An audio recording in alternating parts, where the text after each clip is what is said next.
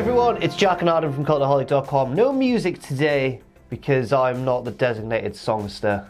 That's not for anyone can sing. I don't own singing, Jack. And I'm fine with Do a sing song. Hey news, don't make it bad. Some of it's bad. You've nicked Sam's idea. Yeah. Hey Jude.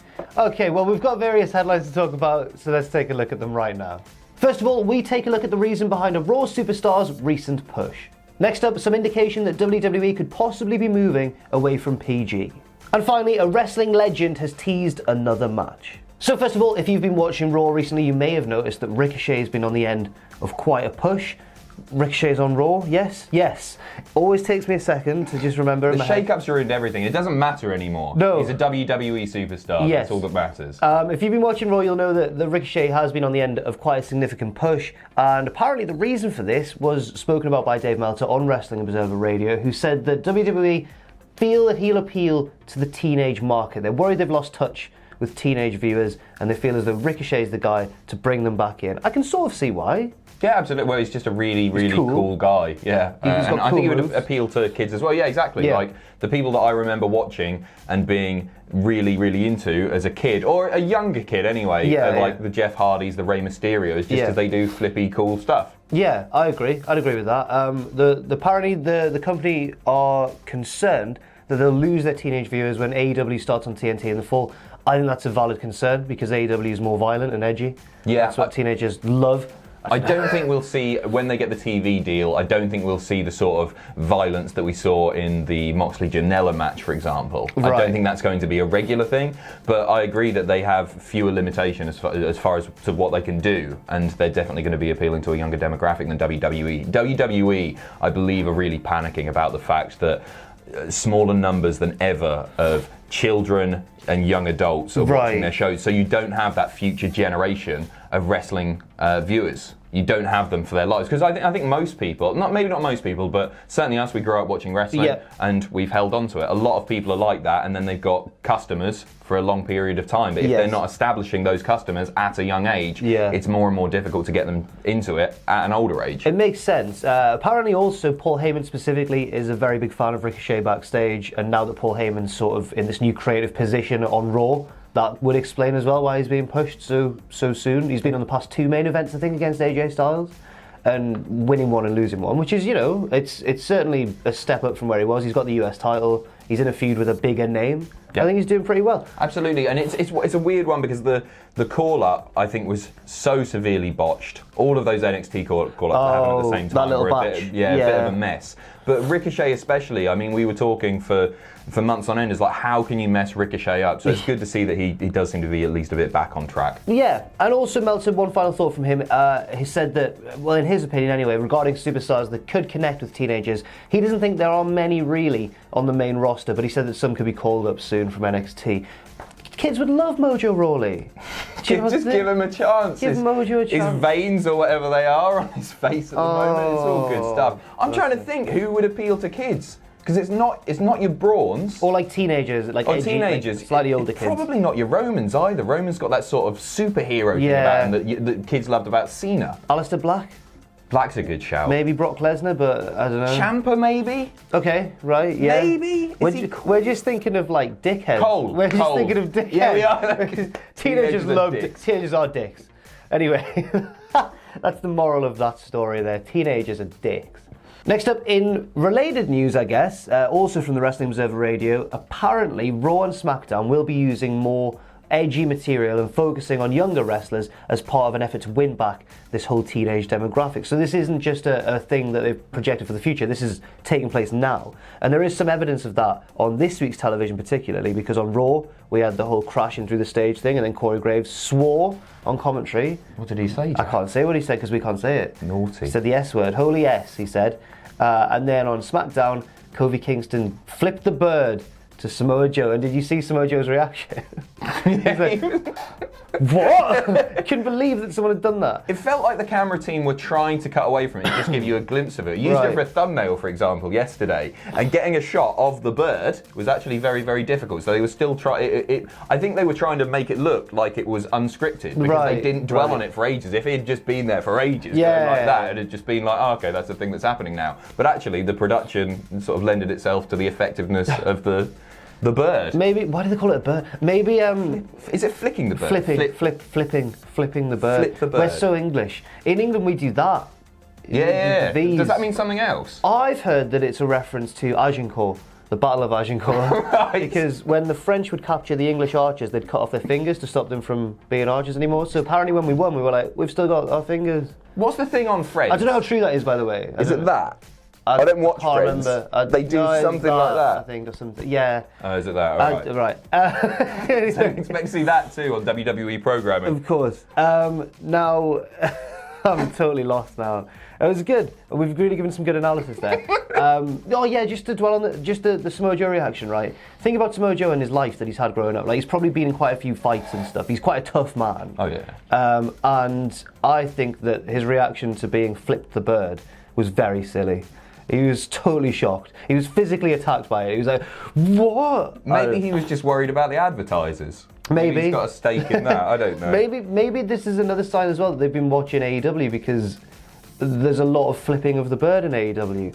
There is. Moxley did it when he started off, when he debuted. Yeah, that was. I can't look cool flipping the bird. Neither can I. No, it's so silly, isn't it? And also, Sean Spears did it. There was footage shown from the recent Road to a Fight for the Fallen, where there was a different angle from Fyter Fest of him after he'd hit Cody with a chair, leaving the ring, walking through down the aisleway, down past the crowd, and he just goes like that, like a big high one over to the ring, like, yeah, that's right.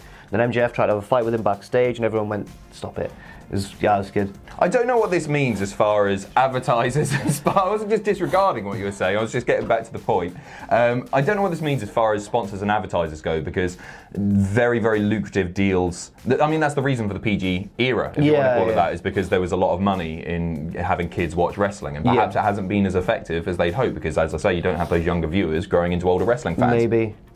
So I actually think this is a very sensible thing. There's still significant money, obviously, in advertisers that want to advertise to older viewers, and I'll be interested to see how far they can push this, because there are various things in place. Like some films, I know, for example, you can say certain words a couple of times before it moves up the ranking like the parental guidance or whatever. So I don't know how much they can get away with. I really like the Holy S on Raw. It made it feel very real. Yeah. I hope it continues, not just because I want it to be edgy and cool, because wrestling is for the kids as well, but also it kind of just harkens back to the exciting days of the Attitude Era a little bit, just a tad. Next up, a wrestling legend has teased another match, and he's done so via Twitter, and his name is, it's not one that everyone... Is it one that you wanted to see? Do you want to give him a shot of redemption? A photo opportunity, a shot of redemption? Don't want to end up a cartoon in a cartoon graveyard. It's Bill Goldberg. Someone asked him, a fan on Twitter, after losing to Taker at Super Showdown, are you now done? With WWE. You're a Hall of Famer, a former Universal Champion, which I'm sure is one of his biggest accomplishments. A former Universal Champion. Do you feel like you need to achieve one more thing before you hang up the boots once and for all? And Bill Goldberg replied, the only thing I need to accomplish is to erase the feeling I have after my last performance, which does hint at a future match. And an angry emoji face. And an angry... like that, the Goldberg face. He's a proud gooner, his name is here. Yeah. He's led with, after losing to Taker, like that was the problem with the match, the fact that Goldberg took the L there. I like it. Not the rest of the match. I like it. I'm not actually anti this, to be honest. If you have a young monster, like Braun springs to mind, if you were to have just one more match, and it literally could just be one more match, Goldberg, Braun, and Braun just absolutely decimates him, maybe as a heel to make him a star, then I'm fine with that. Right. I do think it was unfortunate what happened at Super Showdown. I'm not saying those two should be wrestling anymore, but it could have been okay. If it had just been a greatest hits, it would have been fine. Unfortunately, bonked his head, and it just threw the rest of the match off. If it was just Braun hoisting him up, hitting 3 running power slams or something, I think maybe it needs to be Matt Riddle. Yeah. Oh, yeah. Why did Braun come to mind over Riddle? Yeah. Because he's been a horrible man to him. Yeah. He's been really mean. Really mean. How would you book the match? Goldberger's like a valiant going down, but still ultimately losing. You know, like, he hits him with a couple of spears, Riddle kicks out a few times, and then it takes him quite a while, not a while because Goldberg matches don't go that long, but it takes him a lot of moves to put Goldberg away, a lot of safe moves to put Goldberg away, and then they hug it out afterwards. Okay. Raises his hand. Yeah. You are an MMA legend, Bill Goldberg. Well done. Great leg You lock. wear shorts and knee Your pads. idea is better than mine. Thank you. 100%. Excellent. Next up, I mentioned just a few moments ago the video for Road to Fight for the Fallen, and on that video there was a new match announced for Fight for the Fallen. One of a few matches that have been announced so far, including Kenny Omega versus Shima, Brandy Rhodes versus Ali, and others as well. They're online, but the new one is a 6-man tag team match featuring a clear team of badass, ass-kicking, hardcore babyfaces and horrible, dirty heels. It's classic wrestling, Adam. I'll read out the names in it, shall I? Thanks, Jack. On the babyface team, we have Jimmy Havoc, Darby Allin, and Joey Janela. On the heel side of things, we have MJF, Sammy Guevara, and Sean Spears. I think that could be really fun, really entertaining. It's interesting because of the tension between MJF and Sean Spears. Yes. You've got to feel that maybe MJF is going to refuse to tag in, or Sean Spears is going to refuse to tag in, maybe. Yeah. And I think that's the story of this match. It'll be a good match. I think it'll be a good match. I think that, I've had so many tweets since the Cody Darby match being like, now I see why you were hyping up Darby Allin. He's really made himself a star with that one match. Oh, yeah. It was excellent. Joey Janela, of course, was in the main event as well and did that stupid thumbtack spot where his feetums go right into the thumb. It's the most Jack the Jobber thing I've ever heard. His feetums go right into the... He took his shoes... He took his shoesies off and landed right on the thumbtacks with his feetums.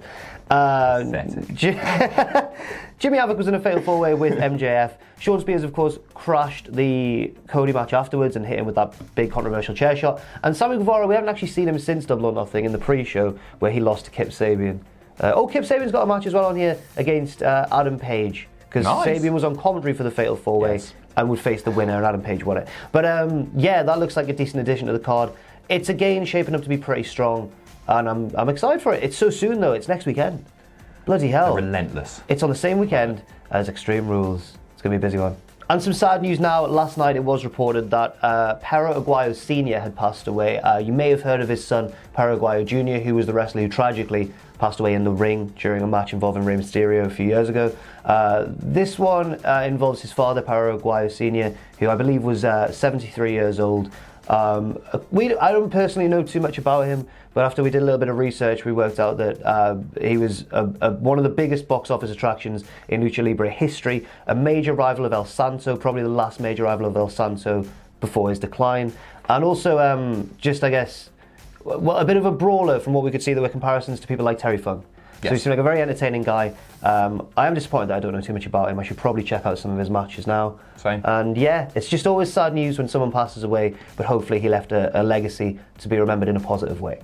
Thanks very much for watching, and let us know what you think in the comments section down below. You can follow Cultaholic on Twitter @Cultaholic and on Facebook at facebook.com/Cultaholic. If you enjoy what we do, then please do check out our Patreon, patreon.com/Cultaholic, where you can pledge. And don't forget, of course, most importantly of all, to hit subscribe and to join us.